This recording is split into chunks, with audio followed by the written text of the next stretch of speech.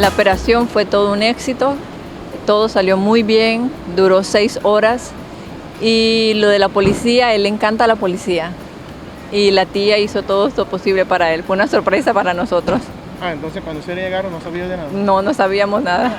¿Y ellos fue hasta adentro para buscar a ustedes cuando Sí. bajaron del avión? Ellos fueron hasta adentro a buscarnos. Y ahora tu hijo está en salud, no tiene preocupación ni nada.